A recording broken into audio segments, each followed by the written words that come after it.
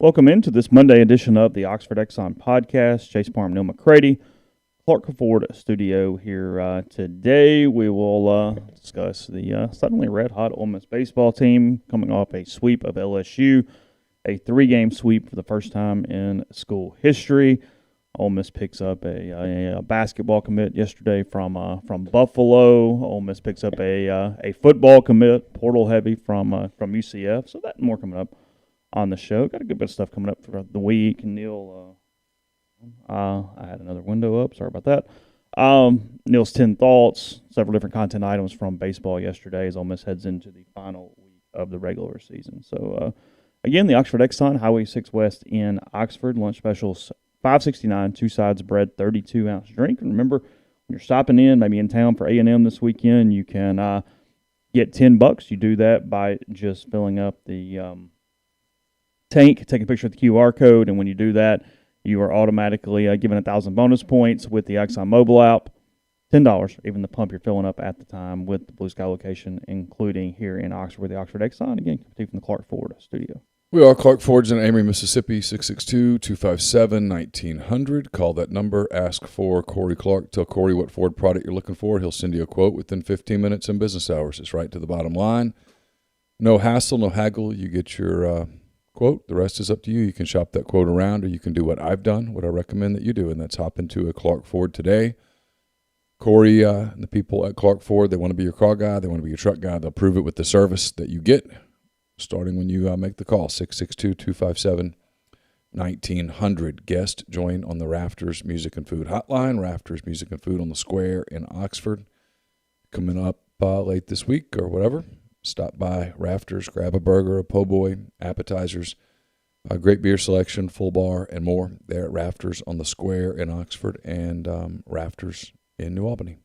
I'm having a little bit of a technical difficulty. I'm getting nothing in my chat stream at all. Yeah, I'm having the same thing. I hit pop-out chat. Did that work? On the 3 dots. Well, it put it in the middle of my screen. But can you see things? Okay, gotcha. Yeah. I don't know what's going on. In our studio, it was doing nothing. We couldn't see anything. Yeah, I'm not really crazy about this setup, but it is what it is. I wonder what happened. I don't know. Yeah, anyway. Okay, sorry, that's our problem, not yours. Good week to you. A lot of stuff going on. We'll get to that. Obviously, Ole Miss baseball having a little bit of a run here these last 2 weeks. They sweep Missouri after being what we thought was dead in the water, 7-14 in the league at the time. They knock off Mizzou 3 times. Then they beat Southern Miss on the road, 4 straight road wins against top 40 teams here this week. And then LSU, frankly, dominating the series for the most part. LSU held a 2-0 lead on the first inning on Friday, prior to that game getting postponed until Saturday because of weather.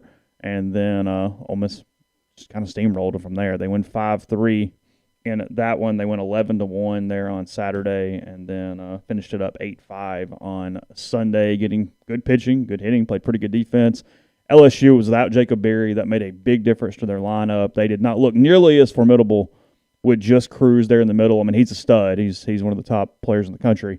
But he couldn't do it by himself. Dugas got hurt at one point yesterday. He was out of the lineup as well. And to Ole Miss's credit, it's what good teams usually do. They took advantage. So the Rebels now 31-19. They are 13-14. Kind of crazy. 13-14 in the SEC. Currently tied for 8th in the SEC.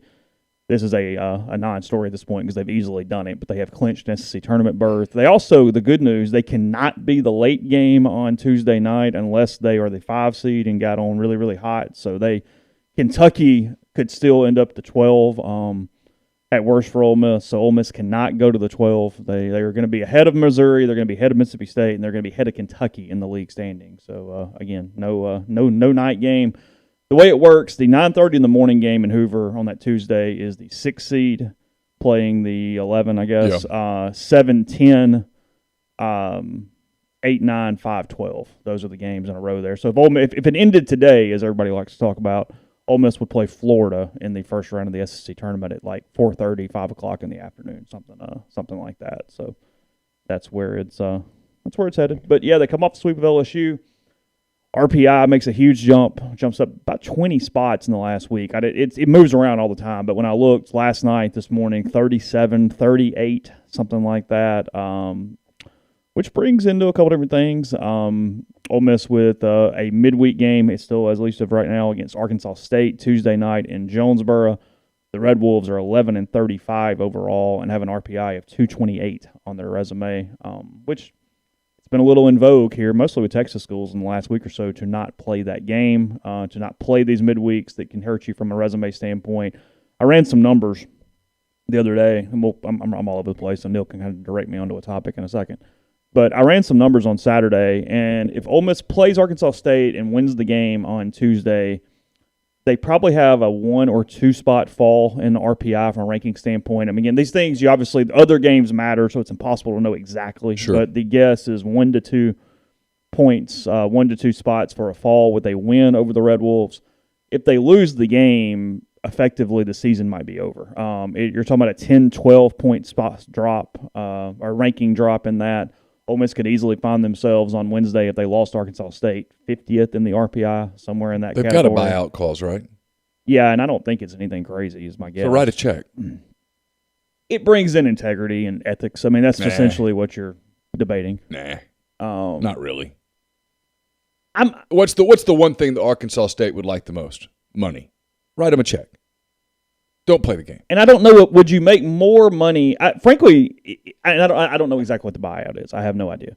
But I don't know how much teams make off these games. Like, I have a hard time knowing, like, is the buyout really low because most of the times these aren't getting bought out, so what difference does it make? I don't know how many people are showing up on a Tuesday night in Jonesboro, Arkansas to go to a college baseball game in May? 1,500? I don't know. I mean, I have no idea. Yeah. I wouldn't even know. I would guess that's about as high as the number's going to be. Yeah. At what, $10 a ticket? I mean, I don't know what your profit margin is on a popcorn or a hot dog, but I mean, it's not changing the. I'd write a check. And I agree with you. I understand people who say you schedule the game, you play the game. I get both sides. Those are the same people that if you go over there and lose the game are screaming bloody murder. Well, I guess that's the point, is to go win the game, and it has a negligible impact, even though it will hurt you a little bit.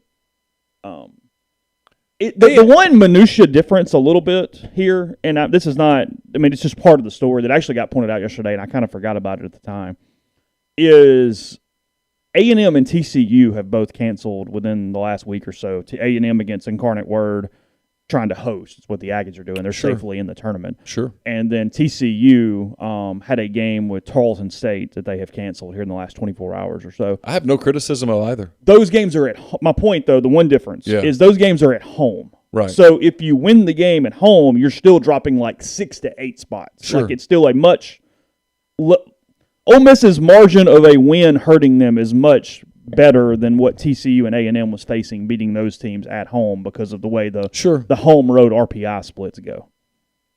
And the odds are overwhelming. You go over there and win the game, but just wouldn't play it. It's not going to cause – if you cancel the game, it would not cause Arkansas State to not play you anymore. They'll still play you next year. And if they don't, who cares? And frankly, you play them in every sport and get by games. Like Ole Miss has the leverage here because it doesn't behoove Arkansas State to cut out bye games from the University of Mississippi 2 hours down the road. And if they do, who cares? I mean, yeah. I mean, it's a handy regional midweek. I mean, it would be across all sports. I'm not even thinking just baseball, just in general. They're a resource in that way, but it's not ending your season because you can't play them. I've yet to come up with a reason other than the whole integrity thing to go play the game. And who's holding you account to that? I mean, who's going, I tell you, this is – stop. Nobody. I mean, it's kind of Bush League, but I get it. I don't know. Is it? We didn't say that about Texas A&M when they did it. In fact, I did. I mean, kind of. I said it was smart. I said it was smart. And I hate being this guy, but it's a podcast. That's the reason we do this. So I'm almost gritting my own teeth as I do this. Would you feel differently if you stopped 5 midweeks the last 3 weeks of the season? Probably not. I mean, at some point, you can't just not play games on a larger scale because of where you are in a resume standpoint, right? I don't know. What's the goal? The goal is to make the tournament. Well, sure. But in mid-April, if you said, I'm just not playing any more midweeks, sorry. Okay. Look. No. Hold on. No, stop. Go ahead. From last June on. Sure. This has all been about, this is all about getting to June. This is all about what happens in June. Sure. That's been for 11 months. Yeah. Okay, so you're trying to get to June. Because you're going to be judged on whether you get to June or not. Oh, sure. Right? So playing this game is... Oh, no, look, buying out the game gives your program the best chance to proceed in the NCAA tournament and then proceed through the NCAA tournament. So you do it. There's no doubt about that. So you do it. Nobody at the end of the year, if they don't make a regional, is going to go, but they did go play that game in Jonesboro. Stop. Nope, not going to happen. No one's going to say that. In the same way that if they end up going on some magical run and making it to Omaha, no one's going to go, yeah, I know, but guys, they didn't go to that game in Jonesboro on that Tuesday. I just don't know that. Nope. I would if I'm Mike or whomever makes this call one way or the other. I would like some assurances the committee is not going to hold it against me. Because bureaucrats in a room, you never know if it's strikes on these teams who do this. I would like at least some semblance of that is probably not going to change. Probably not going to get that, but I doubt if anybody's sitting in that room goes, you know what? This team's won 8 out of 9. They won a couple in Hoover, but they didn't play that Tuesday game against They were assholes to the Red Wolves. The 200, but you're not really being an asshole. There's a clause in the contract that allows you to buy it out. Yeah, any midweek game can be bought out for something. I mean, sure. Every contract has some semblance of a buyout. You're not calling it 7:29 and going, "Hey, we decided not to get on the bus today." Not going to come pick you up. I know. We said we were going to go have dinner, but we're not coming. No, you're telling them, "Hey, you remember that clause in the contract we put in there that said $20,000 or whatever? Here's the check." Good luck this weekend against ULM. You guys are about done anyway. Have a great summer. I have no problem with that. None. Because the whole thing is about getting to the postseason. And for the first time in a long time, that's actually a realistic conversation right now. And you actually have a baseball team that's playing like one that could make noise in the postseason. Sure. I don't screw with it. No, I mean, you are, as I said, why I wrote what I wrote yesterday and why I think you canceled the game is that look, you put yourself in this situation, but at the end of the day, you are putting two things. Your entire postseason hopes on making sure a weird game in Jonesboro doesn't get weird on a Tuesday night when you're trying to protect pitching 2 days prior to 2 days prior to Texas A&M coming to Oxford for a pretty critical series at that point. You play 50 whatever games, and at the end of the day, I don't think I would want my entire postseason life hanging on one game against Arkansas State when something strange could happen. It's baseball. They've lost to C-Law. They got run-ruled by SEMO. Sure. Weird crap happens. They're playing a lot better right now. They are, sure. I mean, they probably win the baseball game. Arkansas State sucks. But you do have to use pitchers. And you got a lot of games coming up, potentially. Yeah. Because, frankly, I think Ole Miss got a shot in Hoover to stay there for a few days, even though they don't need to. You have at least 4 big games coming up. 3 of them against one of the hottest teams in the country. Yeah. I mean, A&M's been red hot for weeks now. Not just a couple of weeks. They've won 7 of 8, and they're tied for the SEC West lead against Arkansas. Yeah, right now. I mean, they are rolling. I mean, you have those 3 games. Then you turn around on Tuesday and you're going to play a very important game against somebody in Hoover. And if you win that game, you're going to play 2 more fairly important games at that point. They become increasingly less important over the course of the week. It's the thing the fans don't understand. The first one is pretty important for Ole Miss, and then it gets... And then after that, it doesn't... Yeah. And the difference in Friday and Saturday is nothing. 0. It's negligible. Yeah. The committee's already put them on a line over here. The next few games are really important. So the next 4 games, not counting Arkansas State, are very important. So I don't play it. Just me. For Ole Miss to feel really good and fine, they need 2 more SEC wins, in my opinion. However they want to get them. They either take 2 from A&M and get to 15-15 and then do whatever you want in Hoover. Or win 1 this weekend and then win on Tuesday. Yeah. If they lost 2 out of 3 this weekend and lost on Tuesday, I'd be a little concerned going into Selection Monday. That would be a coin flip, in my opinion. You'd be drinking the Pepto. Yeah, because your RPI would probably be low 40s at that point. It'd be really close. You'd be bubblish. And Ole Miss in 17 had that same situation. They were 14 and 16, had a 37 RPI, and they were left out. Yeah. You're asking for trouble at that point. No, this weekend's important. You need to win the series. And if you win the series, you're probably perfectly fine.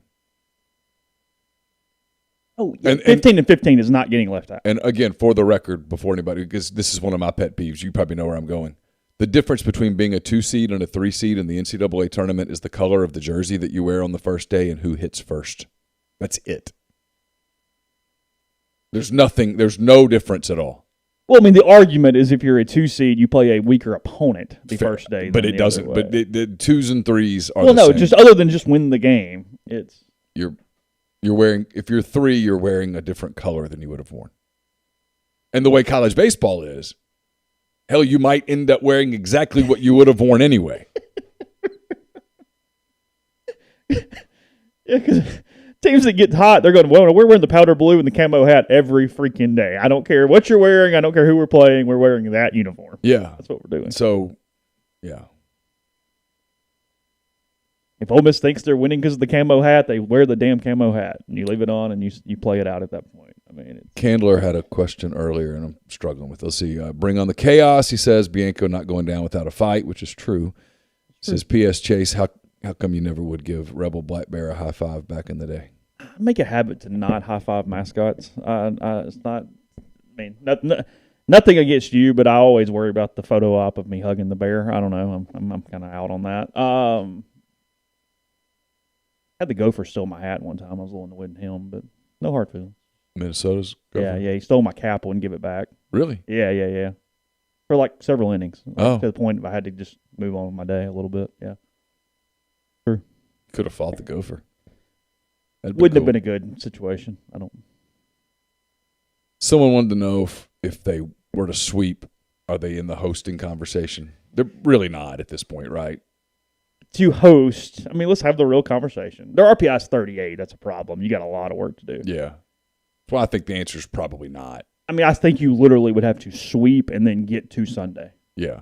And if you do that, you look up and go, well, hell, they won like 13 of 14. The problem then is that they've already made those hosting decisions, in my opinion, by Thursday or Friday.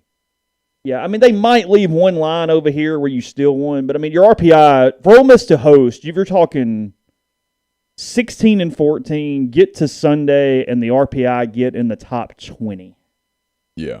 I think you would get the benefit of the doubt at 18, 19, somewhere in there. Sure. But I don't see them hosting at 23 in the RPI. It would be a bit of a pull. Well, the way that A&M and Ole Miss are both playing, I'll be surprised if anybody sweeps anybody. Yeah. I don't. I'll just tell you that now. I would be stunned if either team swept the other team.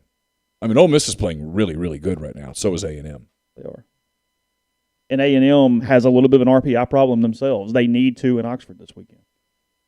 Their RPI is 23. Frankly, the SEC has a lot of resume issues. I mean, what do you do with an A&M team? Auburn's got a really good RPI, but the record's not very good. Arkansas's got a pretty good record, but their RPI is kind of shaky. I mean, Vanderbilt's got a good RPI, but they don't have a bunch of wins. I mean, it's a weird league outside of Tennessee from a. But A&M hosts at 18 and 12, even with an RPI of 22, right?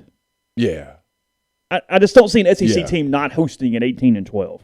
I think A&M hosts at 18 and 12. It's like if Arkansas goes and wins 2 in Fayette and in Tuscaloosa, it's 19. They'll probably host, but their RPI is not great. Their RPI is like, 28, 29, something like that. I mean, it's nothing special.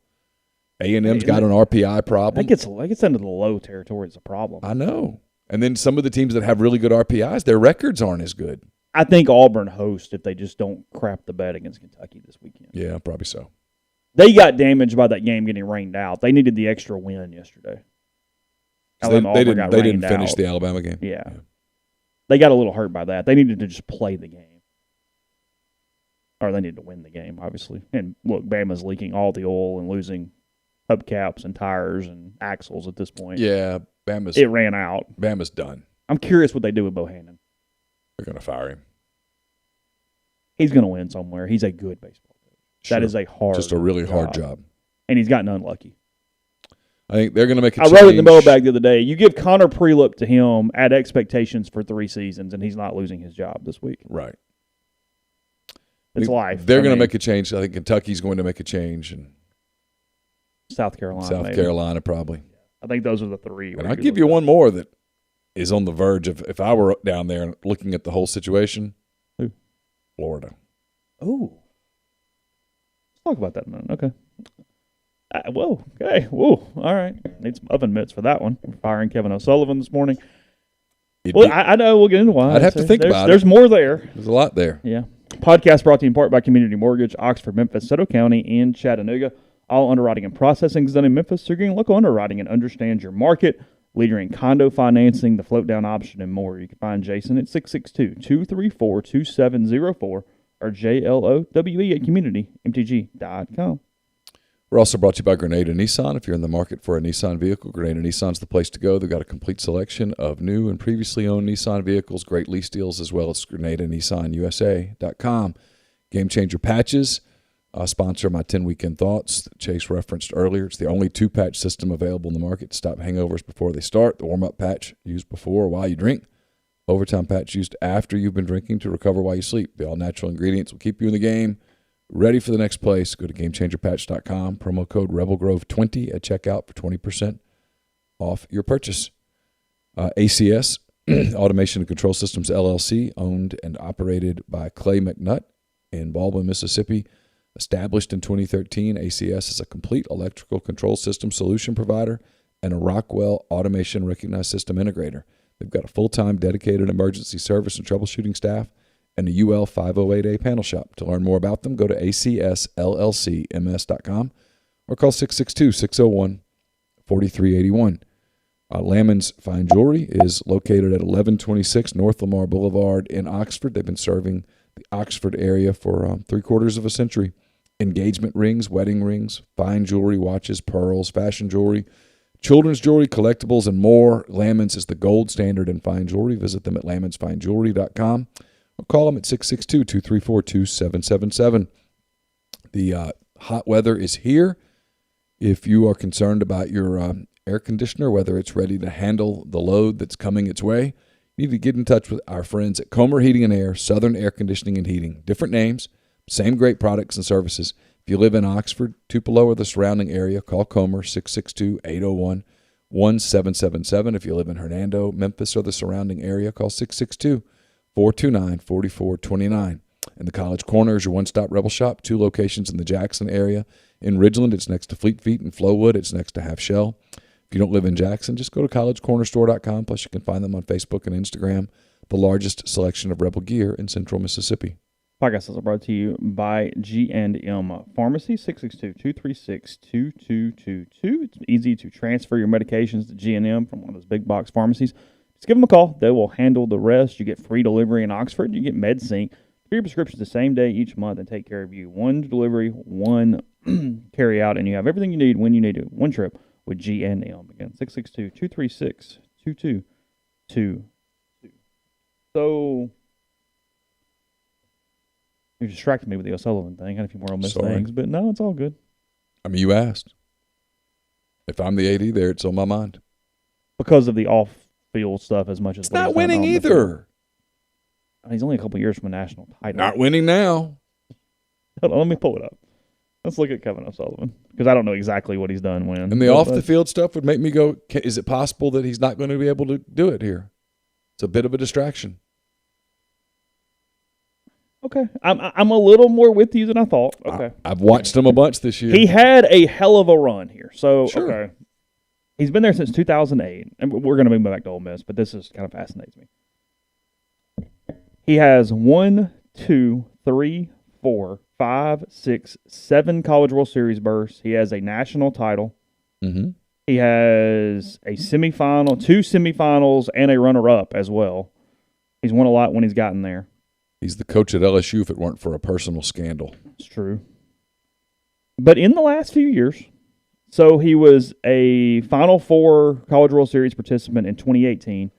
In 2019, they went 34-26, 13-17 in the SEC. Mm-hmm. Now, they had a hellaciously good team in 20 that was canceled, but it was canceled. Last year, 38-22 got beat in a regional after a 17-13 SEC season. Mm-hmm. And then at the moment right now, they are 32-19, 13-14 in the league, and tied with Ole Miss for 8th in the conference. It has been a bit of a lull the last few years. Yeah. Would you let your son play for him? No, not even close. No. Think you're the only person who wouldn't let his son play for him?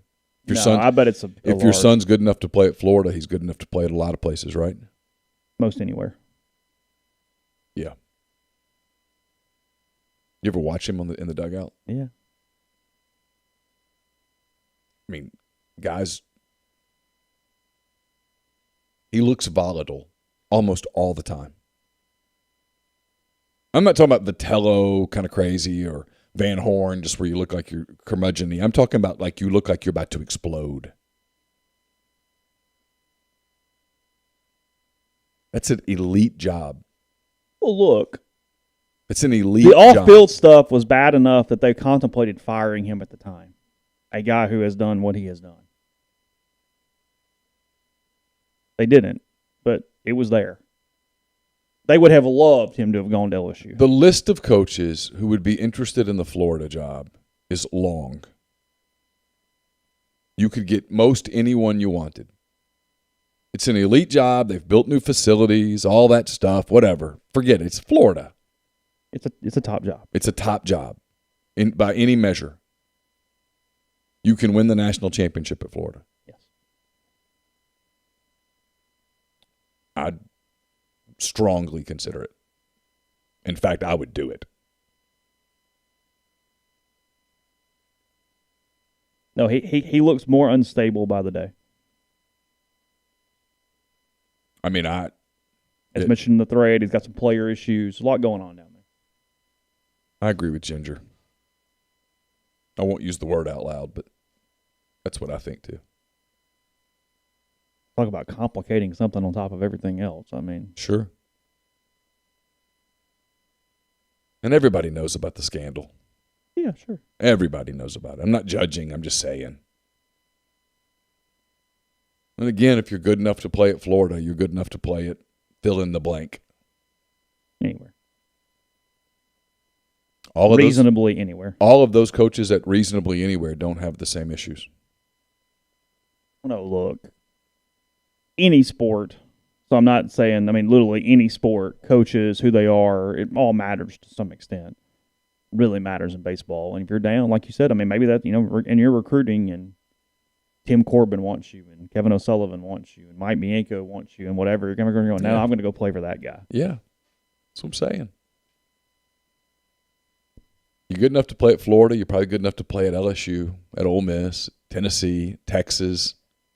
Just fill in blanks. Whatever schools make you feel better about the Louisville, figure it out. Yeah, whatever. That's irrelevant. Whatever. So you're going to pick that guy? This isn't you're down to Missouri State and that's it. Hey, we're going. The coach is a jerk. It doesn't matter. It's the only ride I got. Yeah, I want to be I'm in. No, I think it's a problem. I think the scandal combined with his behavior. And hey, look, man, they should be winning more than they're winning.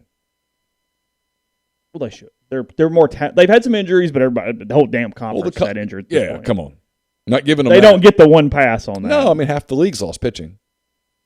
They have a scholarship advantage, and they can literally recruit their entire roster within 90 miles of Gainesville. The amount of talent that is in the Orlando, Tampa, Northern Florida area is immense. And you're at a program where you can recruit nationally. Anywhere you want to get. Yeah, of course. It's Florida. There's an allure to Florida. There is. He would have gone to LSU. He turned down Texas when they hired David Pierce back in the day. Yeah. Well, he was hot then. He was Woodward's guy. Yeah. And then Woodward dug into him and went, even I can't do that. Look, and that says a lot right there in itself, doesn't it? Even Scott Woodward turns his nose up and goes, you know what? I just can't make that work. My morality just won't let me go there. And that should have been enough for Scott Strickland to go, well, hold on, what are we doing? Yeah. Hold on a minute. Scott Hey, wouldn't Scott. Hey, Scott. This is Scott. So when you didn't hire him, that's where Woodward probably said to Strickland, I can't believe you're not firing him. Even we would have had to fire that. Yeah. Better baseball job. Somebody asking Florida State or Florida. It's Florida. Florida's a better baseball job. It's an SEC job. Every game's on national television. Yeah. It's an elite job. You should be winning more than that. Forget the rest of it. You shouldn't have the level of lulls that he has. No. I mean, they're relative lulls, but still. Relative to what? Vanderbilt's not having that lull. No. This is their lull right now, and I would not want anything to do with them in a couple weeks. If you're host teams in the ACC, if you're Louisville, if you're Notre Dame, you really want Vanderbilt to sweep LSU this weekend and not be your 2 seed. I watched some of Vanderbilt and Arkansas yesterday. They resumed at 11, and I was in here trying to work, and I turned it on. And I know Vanderbilt lost the second game of the series. They won the series. The center fielder, Enrique Bradfield. I love him. I mean, yeah. Neal was playing GM with me yesterday, and he wants all of Enrique Bradfield. And the he's in. Big kid that hits behind him who hit a bomb yesterday. And the right fielder looks like a major leaguer. They are the most talented. Seriously. No, I know. Seriously. I know they're not the best team in the league. They're the most talented team in the league. And Chase, it's not frankly very close. No, it's not. And they have arms that can just kind of come out of nowhere. Well, it's what Matt said. He goes, Chase, who's the guy they're going to roll out in Hoover we don't know about yet? There on Saturday in Hoover, there'll be some freshman that comes out, and he's 97 on the black, and you go, I've never heard of the guy before. Hey, they roll a dude out yesterday in the series finale, and left-hander who just absolutely shut down Arkansas, who had been hitting all weekend. They're impressive. And Enrique Bradfield Jr., goodness, put him on my team.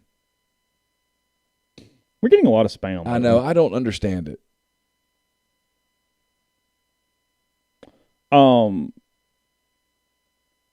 They still have a shot to host, and everyone should hope they host. Yeah, every number one seed in the country is like, please give them a host. Yeah, that's not what I want to deal with next week. No, you don't want to be matched up with that. Yeah, they take 2 out of 3 from Arkansas over the weekend. Bradfield, I don't know if you saw it, Friday night. I mean, I'm in love with this kid. Friday night, it's a 6-6 game in the 10th inning. Mm-hmm. They've got 2 on, 2 out, and he's down in the count 1-2 to Brady Tigert, who's really good. Yeah, sure. Tigert makes a really good pitch. And how in the hell Bradfield got his bat head in front of the ball and hit it in such a way that it didn't go foul. He hit a 3-run homer, kind of on a line over the right field wall. It was really incredible. I mean, if you're Tiger, you just go, hey. I mean, I'm not going to be the last guy. He does. I didn't. Too. It wasn't like I hung a curveball. No, he made a good pitch. That kid is impressive at the plate. So. Question that I'm still getting them. Question I'm getting a lot. Why on Ole Miss? They're just playing better. They're winning close games. Oh, it's a you number can of make things. it what you want to make it. You can say, hey, it should have happened much sooner. You can say it took too long. You can say, hey, great coaching job. You can say what you want to. Mike figured out the rotation. For the most part, the right way to use these guys. I think he's still holding on to Diamond a little too long in his outings, but yeah, for the most part, DeLucia is a very serviceable ace in the Southeastern Conference. Yeah. He's been there the whole time. Ole Miss would not be in this situation had you played him the entire season.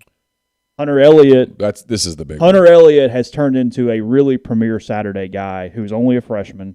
Elliott's He's gone starting at to least pitch 6 like an innings, ace. 3 weeks in a row. He's starting to gain confidence in the off-speed stuff. The changeup was damn good on Saturday.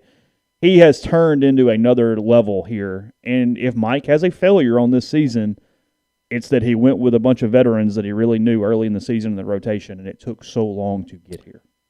Kevin Graham's injury destroyed their offense. Yes. One guy can change you in the lineup. Well, look at LSU last Jacob weekend with Barry out. Yeah. They lost Graham. for a period of time. I know he came back, but I think he's just now healthy. Bench moving to the top of the lineup and playing third base. Moving him to third base has changed a lot of things. It's cleaned them up defensively. Because they need like 7 of him. So yeah, it's figuring out where he fits. But suddenly they've gone from being a bad defensive team, and frankly, I hope I'm not pissing anybody off. They were bad for a while. Yeah, they were bad defensively. Sure. They've gone to where now they're kind of good, not great. It's not hurting them at all. They're kind of good. Over the weekend. It was a plus. Defense was a plus. Yeah, they've gotten so much better in the infield. Defensively. Yeah, Gonzalez is playing better. Chatagnier is good defensively. Peyton's a good second baseman. Yeah, and Elko's a serviceable first baseman. Fine. Yeah, not hurting you. Yeah, and McCants has gotten better in center. Yeah, he's fine. It's probably not his natural position. It's not, but he's fine.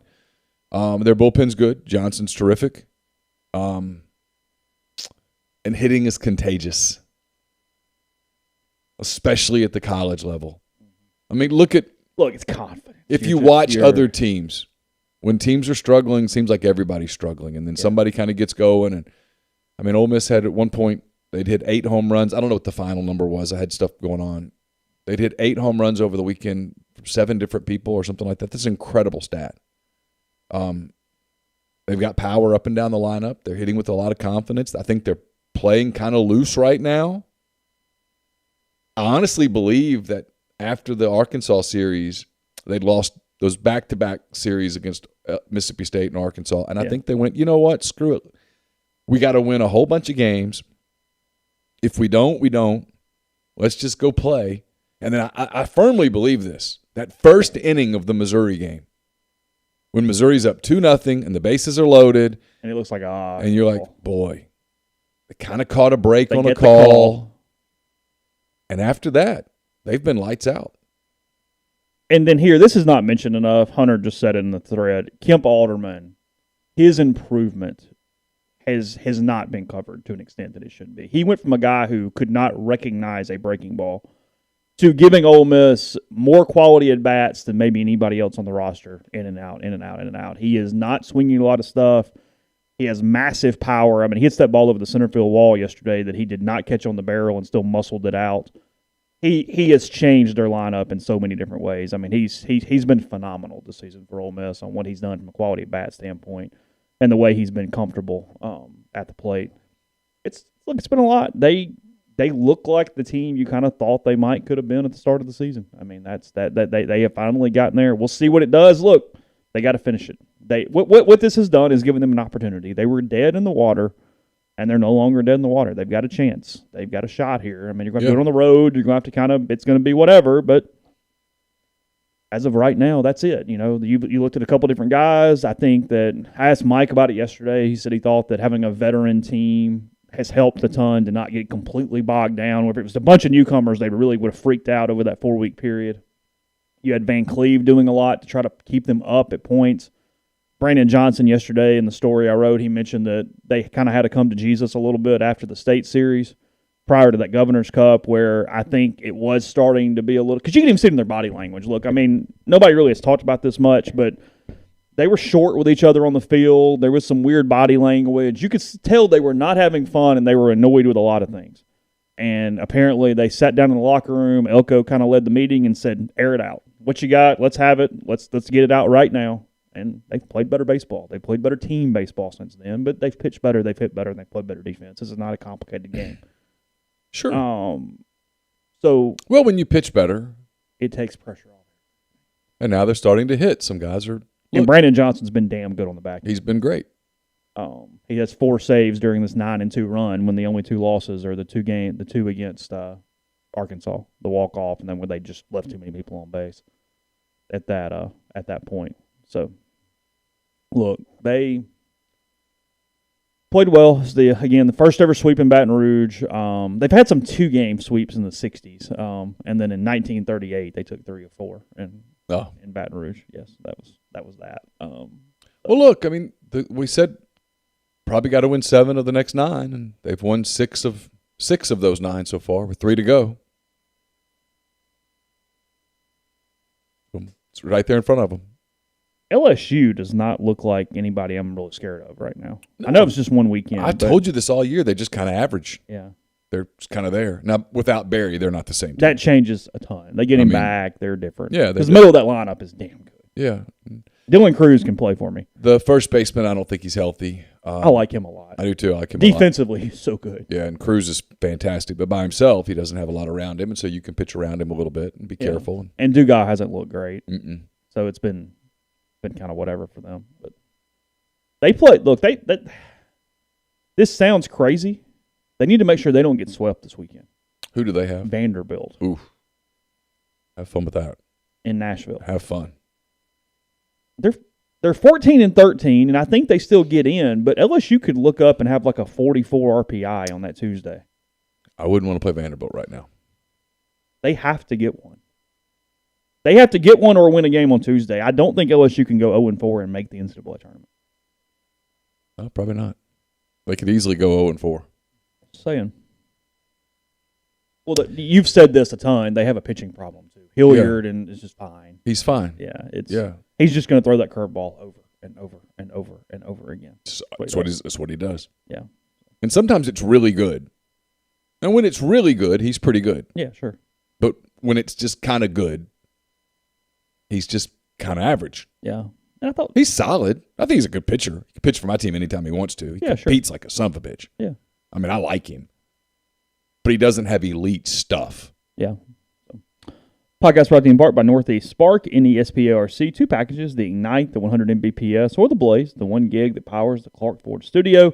Your hometown team bringing you world-class broadband. That's nespark.com. 662-238-3159. Phone service, parental controls, network security, and more. Give the office a call. Again, at 662-238-3159. Got distracted by something. I'm sorry. Hey, we're brought to you by Dead Soxy. Did you know that Dead Soxy makes custom socks? Look, whether you're rallying the team or building an empire, where you put your logo matters, and you can't afford to put it on half-rate swag. Dead Soxy will help you create premium custom socks that you can stake your reputation on.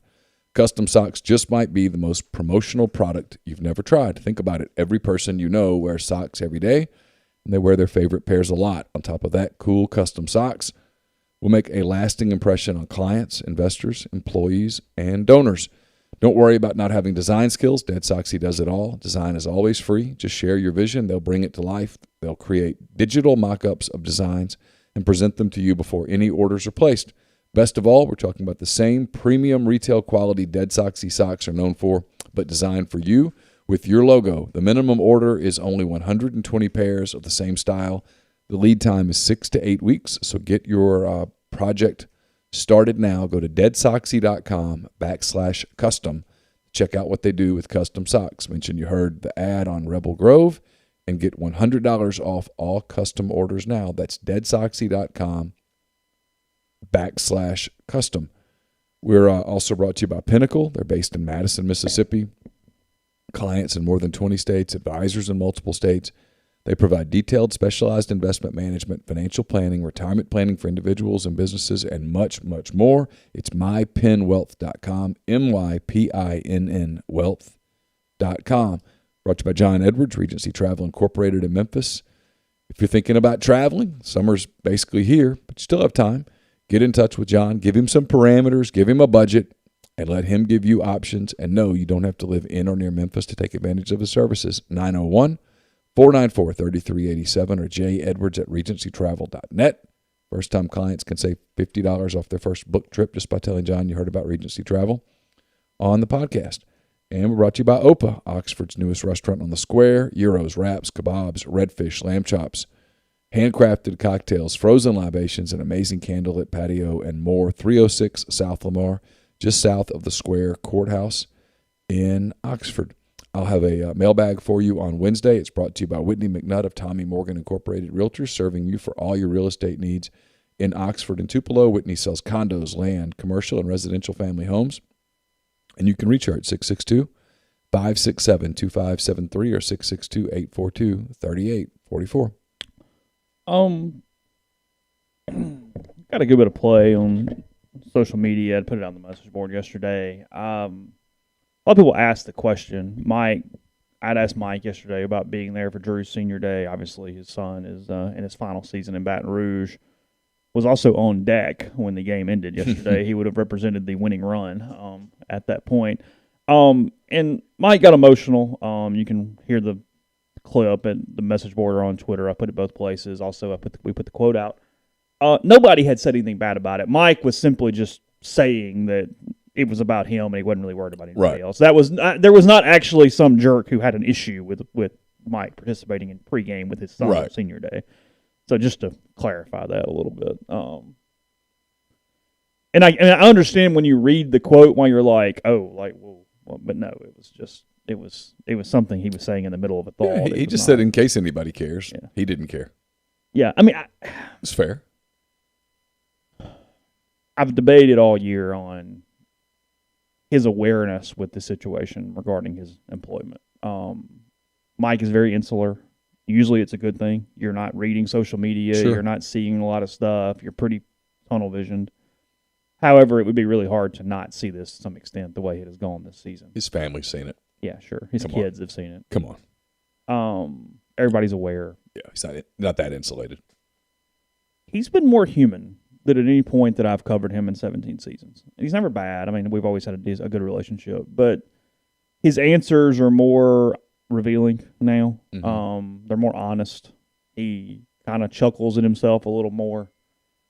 There's a lot to him that, I mean, it's a fairly interesting just human perspective right now on is he is he enjoying it and trying to stay loose and kind of taking in things a little bit just in case, mm-hmm. What does it entail? Because again, he's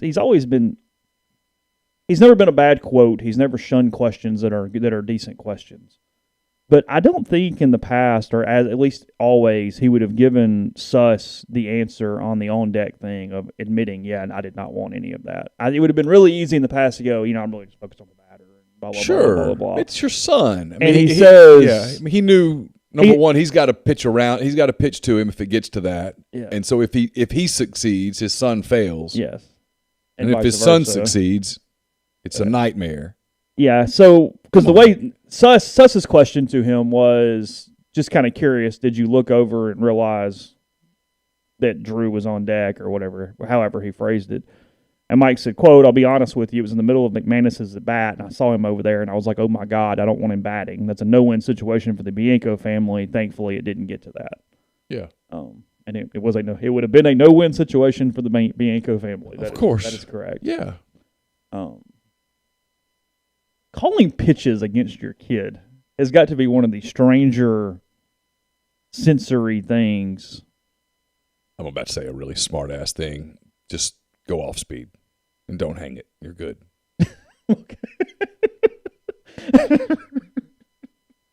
Is it the college baseball version of when Dottie goes out and tells her, hey, she can't lay off the high fastball, just throw it? Yeah, I mean, and I'm not being critical. No. I wouldn't touch it either. Yeah, he's a far better baseball player than either of us. He's a better baseball player than I ever dreamed of being. But, yeah. Like, I can't remember who he was facing. It was Saturday, I think. And he got a fastball to open the at-bat, mm-hmm. and he fouled it off to the right. Yeah. And after that, it was like, all right, that's it. Change. Yeah, you had that one. Go get it. Yeah, you had one shot.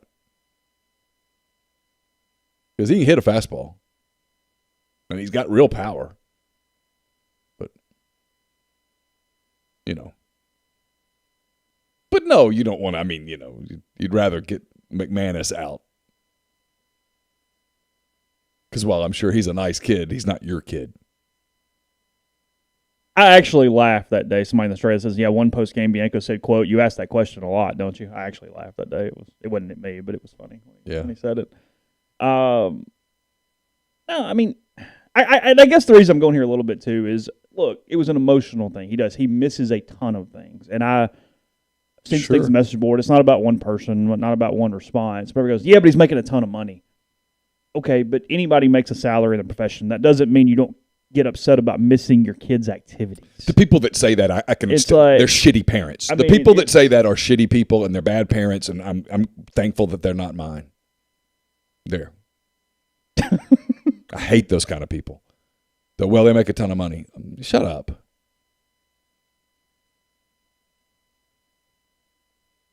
Drives me insane. That is such an. And I wonder a little bit if he's missing Benz. Yeah. I mean, and that might have been the reason that he was a little emotional about at Louisville. I sure. mean, it's a. Do you think the league helped him out at all? I doubt it. Probably. You think it was just happenstance? Probably coincidental. It's cool. Well, that was neat that he got to do it. Sure. Yeah, but probably not. No, I don't think so either. My gut is no. Yeah, that would be. If you talk to anybody ever in the league office when they talk about scheduling, it's very complicated. And they run it through computers and try to figure it out. Yeah, he was emotional because he misses so much, but also he finally got to do one, that he got the break. I know it's kind of the same thing, but it's also kind of not. It's. Well, I wrote this in 10 Thoughts. It had to be an emotional weekend for him in general, right? He's back down there where all that stuff happened in June. Yeah, and he knows who's in the building. And the guy that's in the building did him wrong. Sure. And you got a chance to kind of shove it up there. But while you do that, your son's on the other side. Yeah. I mean, I give him, no matter what anybody thinks of the job he's done or whatever, I give him a ton of credit for the way he handled all of that, because it'd be tough for me not to say something.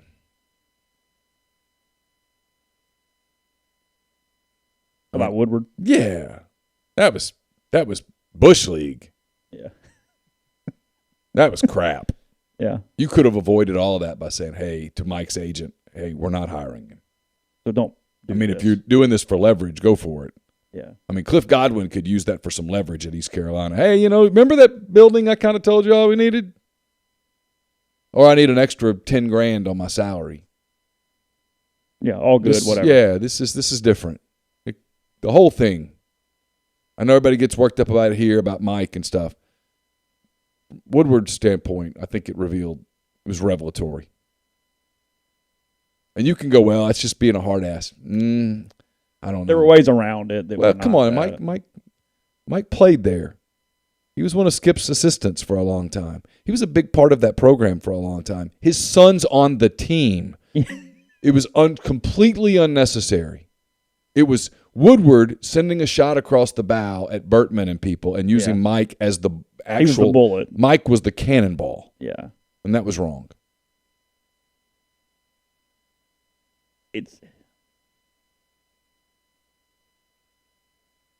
Mike should have known that once it got out, it was going to have impact.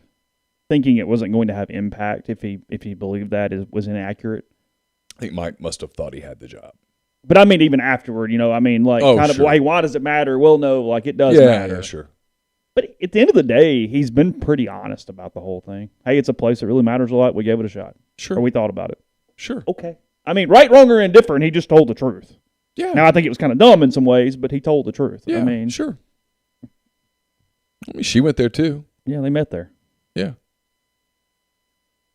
I just thought it was I thought then, and I've continued to think it was completely avoidable.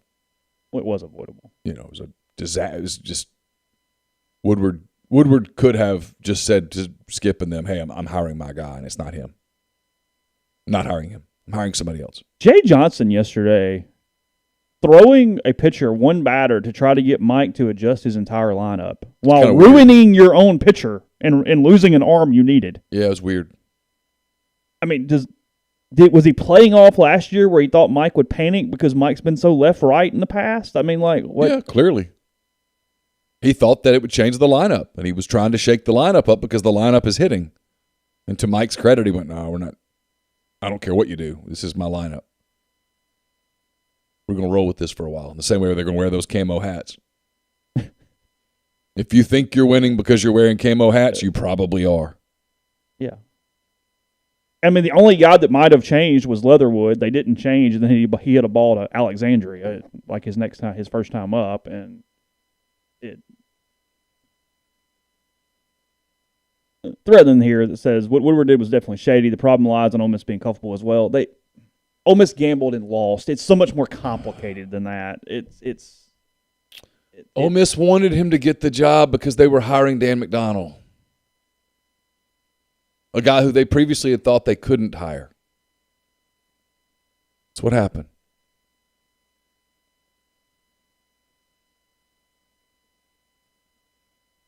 And I don't know that anybody ever had the conversation that, hey, the only problem here is what if. Yeah, sure. No, they thought they could keep everything quiet. They didn't think Woodward would. They trusted Scott Woodward was the failure. Yeah. I mean, honestly, that's the failure is you trust Scott Woodward. Yeah. Well, the conversation that probably didn't happen that needed to happen was, hey, look, you can do 1,000 Zooms. You can talk into the wee hours of the night like you did back when you were in middle school talking to your sweetheart. But, hey, don't go down there and don't go interview unless you know. Mm-hmm. Just 'cause. But it is what it is. And so this thing suddenly is interesting again because a couple weeks ago it wasn't all that interesting. We thought, I will say this is why you don't put out a hot board for people that are like, why don't you put out a hot board this right now? Yeah. In addition to being decent. If there's a heartbeat, nope. Yeah. Nope. So they're interesting, because let's say they win a couple this weekend and get a 2 someplace. They're a scary 2 for somebody. They are. Because you've suddenly got your pitching set up in such a way that DeLucia's going to have a real shot in a 2-3 game. And this is why I said at the beginning of the conversation, Elliott the ball. To me, the difference in this team from a pitching standpoint is not Dylan DeLucia. It's that suddenly Elliott is pitching. He might be a dude. Is pitching like an ace. And if he goes out and beats a 1, and he's played teams that are every bit as good as the ones he's going to play, if he goes out and beats a 1, then it starts becoming that free shot. Now you're probably getting to a super regional. You hand it to the offense and go, I need you to go win me a baseball game. And they're capable. And again, we're getting ahead of ourselves. They got to beat Texas A&M and Texas A&M. If you have not watched them this year, I have. If you have not watched them, I will tell you they are really good. They've gone from being just kind of gritty to being gritty and good. If they end up being a 3, you're actually the team that gets screwed in that is a 2. Because they look up and go, yeah, okay, sure. I got to deal with this now. Sure. If Southern Miss host, I fully expect Ole Miss to be the 2 or the 3 in Hattiesburg. It's Ole Miss or LSU in Hattiesburg is the 2. It's not a bad draw. No, that's a good draw. You'll take Hattiesburg. You'll take Southern Miss all day long. I mean, damn, that's a gift. Yeah, you can. I mean, I don't think Southern host, but I think their RPI is not good enough. But just if. Merry Christmas. I mean, you got to go to Hattiesburg or Charlottesville. We'd like to go to Hattiesburg, please. Thanks. I mean, that's somebody looking out for you. Some of the problem is travel sucks. I was looking at it yesterday, and the options, there's only a couple that are drivable. It's a mess. Like what? Louisville. Let's do that. Come on, please. Let's do that. Can you imagine in the whole environment right now of everything going on? No. Hey, Dan, can you end Mike's tenure, and then we'll Jesus. Or what happens if Mike wins that regional? The drivable ones that are for sure drivable, Louisville, and Stillwater and Hattiesburg, maybe. That's really it. Stillwater be about 9 hours. Beyond that, your closest ones are Charlottesville and Blacksburg. Ooh, Blacksburg would be right on the cusp of it's a haul. And then, I mean, the problem is there are 4 West Coast hosts. Oh, really? Probably. And then when you... Where are the Texas hosts? A&M? And you can't do that. That's right. They can't go there. Yeah, I mean, that's the problem. They can't be sent to an SEC, right? They could go to Lubbock. They can't be sent to an SEC. No. Okay. Yeah. No, they can't do that. In the last projections, the hosts were Knoxville, Spokane, Washington. That's Gonzaga. Yeah. Corvallis, Oregon State. Stanford, Stillwater, Hattiesburg, Charlottesville, Blacksburg, Coral Gables, College Park, Maryland, Baton Rouge, Fayetteville, Louisville, South Bend, Auburn, College Station. Ooh. They could get sent to South Bend. Hang on, why is Lubbock not a host? Isn't Texas Tech good? I don't know. Okay, anyway, that's weird. I don't know what's going on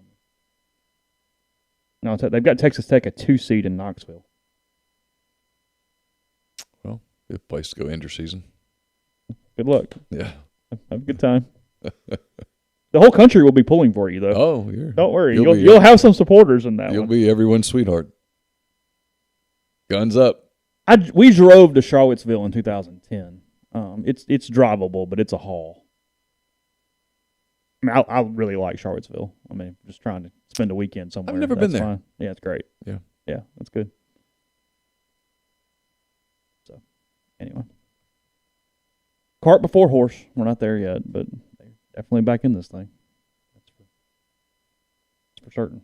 Did you watch any of Dallas and Phoenix last night? No, I saw Dallas won, but no. Luka Doncic was. What odds are you giving them against the Warriors? If he plays like that, flip a coin. Can they win it? Yeah. The whole thing? If he plays like that, yeah. Really? They have enough? They were terrific last night. Dallas. They destroyed the Phoenix Suns. In a Game 7 in Phoenix, they humiliated the Phoenix Suns. Luka Doncic was unstoppable. And he did finally what people I think have waited for him to do is in the midst of being unstoppable as a scorer, he was a great facilitator. Which is his, And he led. They played with an edge. Phoenix tried to trash talk them early, and that was a mistake. I don't know what happened with Phoenix. Monty Williams had a really cryptic quote about DeAndre Ayton after the game. They've got some chemistry issues. I kind of couldn't help but wonder last night if their window closed. Chris Paul's getting older. And he's coming back. Yeah, but he's getting older. Ayton might not be able to stay there. If I'm reading body language correct, it might be time. And that West is too good, and you might have just watched Dallas take the next step. They got to get some help.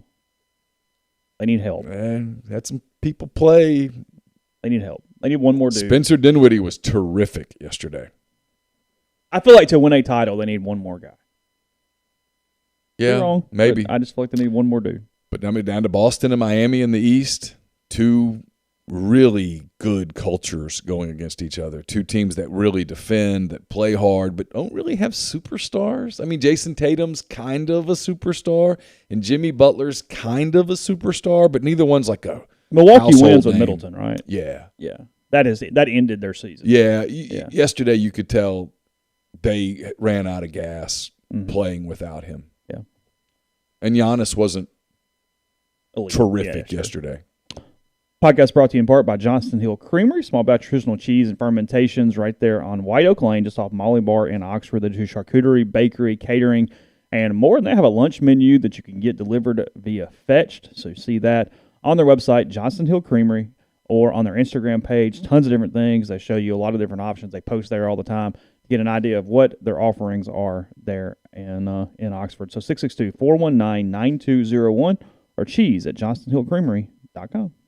We're also brought to you by Service Specialist Staffing and Recruiting Agency. They've been connecting great job opportunities to candidates since 1967. If you're on the job hunt, if you're seeking an entry-level position, or you're a seasoned professional, they have opportunities across the board. Whether you're in IT, engineering, dentistry, accounting, law, manufacturing, human resources, or maybe you don't even know what you're looking for, they can help you. Their goal is to get to know you, your strengths, and see what you're looking for in your next career move to help you find the right fit. It's free for the candidate. All conversations are kept confidential, so you've got nothing to lose by giving them a call. Give Will, Sydney, or Kelsey that call at 662-832-5138 or check out their new and improved website, servicespecialistltd.com. We're also brought to you by The Rogue. It's your destination for fine men's clothing. Their stylist hand-select pieces from top designers, from work to lifestyle to nightlife. There's the perfect something for everyone at The Rogue. All the best items from Peter Millar, Martin Dingman, Jack Victor, Halsey, True Grit, Duckhead, and more. 4450 I-55 North in Jackson, or therogue.com. Don't just accept what you see, but imagine something new. Step forward and chase after a better version of yourself. Every day, Corinth Dental is helping people reinvent themselves one smile at a time. Dr. Bubba McQueen, Dr. Jenny Beth Hendrick, are devoted to restoring and enhancing the natural beauty of your smile using conservative state-of-the-art procedures, including Invisalign. These clear aligners are the virtually invisible way to improve your smile. So call Corinth Dental for a no-cost digital scan of your teeth. Let them show you the way to a straighter, healthier smile. 12 months, no interest, no down payment, financing available. CorinthDental.com. Also brought to you by Bell & Grove, based out of Chattanooga. Bell & Grove is a logistics provider with more than 35 years of transportation industry experience. They specialize in domestic freight movement throughout the continental U.S. They can navigate through supply chain issues while also leaning on their partner carriers to get the most competitive rates possible for their customers. In addition, Bell & Grove can help customers design a custom solution for their shipping needs. Whether your business is in need of moving a truckload, a partial shipment, or a flatbed, Bell & Grove can accommodate you. They also provide both air and ground expedited services for customers who need to move product quickly. For more information, call Daryl Oliver, 865-672-6557. And we're brought to you by Southern Traditions Farm. It's a 68-acre, 32-stall, upscale equestrian training and boarding facility in Canton, Mississippi. 2 sand rings, a grass ring, miles of wooded trails, a lot offered at Southern Traditions, including camps. The camp season gets started May the 30th, so 2 weeks from today. It's 8:30 to 2 each day, Monday through Friday. They've got them throughout the month of June. Get in touch with Susan Walt, Bowers Cone, and the people there at Southern Traditions. It's Southern Traditions Farm on Facebook or Instagram. Just quickly, with 1 week to go, we've kind of talked all around them, but Tennessee lost 1 to Georgia over the weekend. They are now 22-5 in the league. So still quite good, but a little more normal than it was a couple weeks ago. 22-5 for them. Vanderbilt in second place, tied with Georgia at 14-13, 14-13, but those are not the same. Georgia falling off while Vanderbilt is trending. The pitching is just not held up for the Bulldogs right now in Athens. Florida is mentioned 13-14. South Carolina is 12-15 after taking 2 of 3 from Kentucky over the weekend. They are not very good, and their RPI is 69, so they are not going to make the tournament. Kentucky at 10-17, and the Missouri 8-19, and whatever. Arkansas at 29 in the RPIs. Neal mentioned. I mean, that's stupid low for a team 17-10 in the league. I mean, that's strange almost. A&M at 19 in the RPI today. They're in better shape, 17-10. So Arkansas and A&M tied heading into the final weekend. Auburn 15-11. They're in decent shape because that RPI is 4. Auburn's going to host if they just don't completely screw it up in Lexington this weekend. LSU 14-13. Their RPI, as I mentioned, down to 37. Ole Miss at 38 at 13-14. Alabama at 10-16 in the league. As we mentioned, their RPI is 53. Just outside the top 50. It makes Ole Miss's RPI in the top 50 look a little better, but whatever.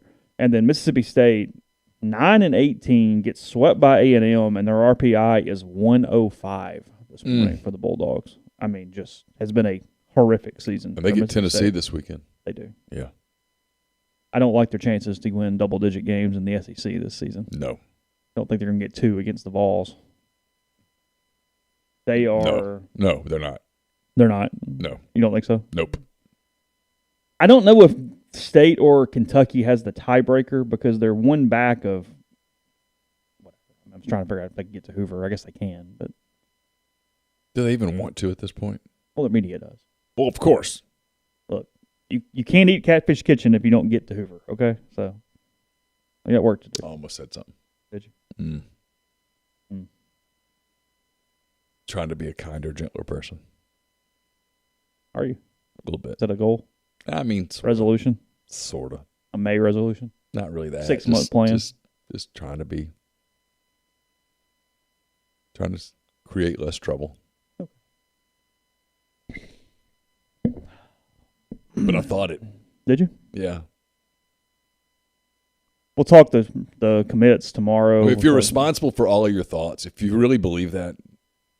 That doesn't seem fair to anyone, does it? I mean, feels like that would be a really long. That bar is awfully high. The litany of the things you'd have to have a conversation about.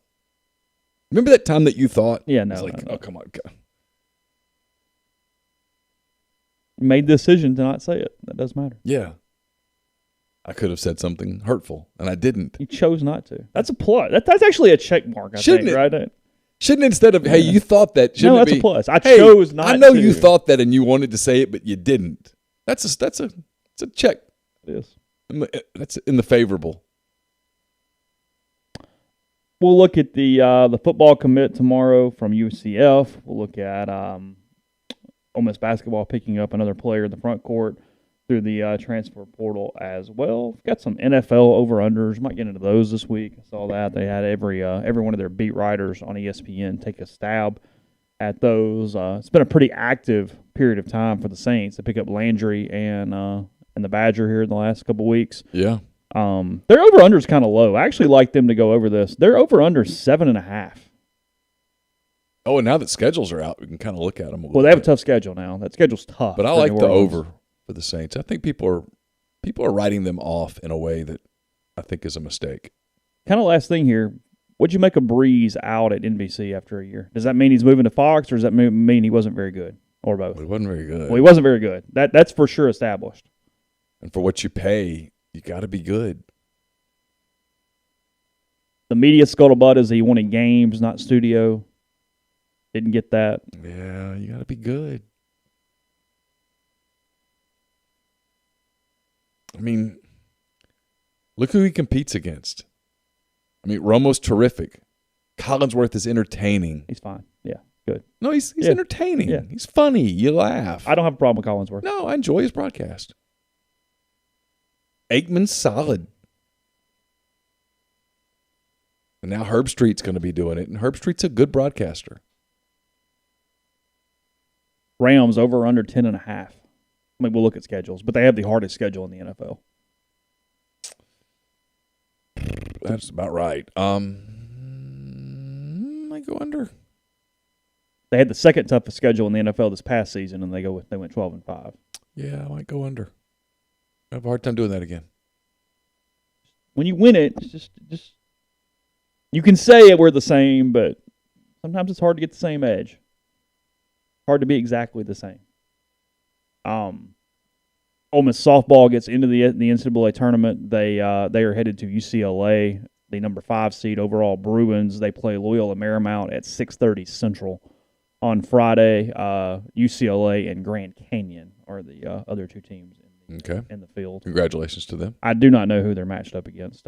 Did not see the entire bracket, but pretty tough draw. You avoided a couple of the ones you really didn't want to mess with. There were 3 clear non-SEC teams you didn't want to play: Oklahoma, Virginia Tech, and Florida State. So they missed those. Arkansas is the highest SEC seed at number 4. They win the league? They won the tournament and the league. Okay. Yeah. They beat Missouri in the final. Okay. Of the SEC tournament. A&M headed to Norman against, I think, Oklahoma, who's like 51-1 on the season, something like that.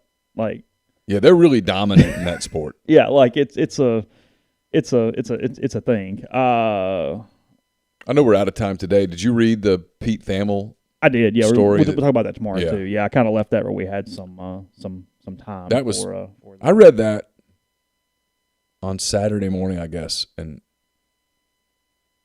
it made me think a lot. That was really well done.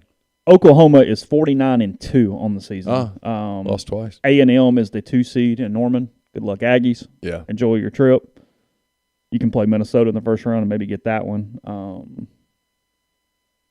And softball's big there, right? Like they get lots of crowds and stuff. I know that's where the championships are at Oklahoma City and stuff, but like OU gets huge crowds for softball games. Yes, that is correct. Yeah. Real quick, Ole Miss matched up with the Durham, North Carolina regional, which is Duke, Maryland, Baltimore County, Liberty, and Georgia.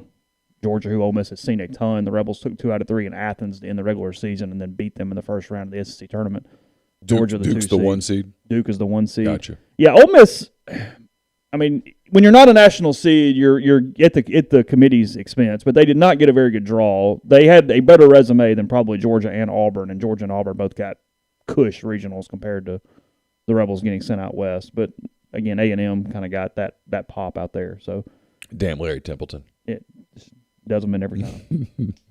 Ole Miss ends the year 39-17. Loyola Marymount 36-15 in whatever their conference is. I don't know. And then UCLA 43-8. Is they're in the West Coast Conference? Are they? I get West Coast and Big West mixed up. Yeah. So I never know. Like, Fullerton's in one, Pepperdine's in one. Like, I don't know. Yeah.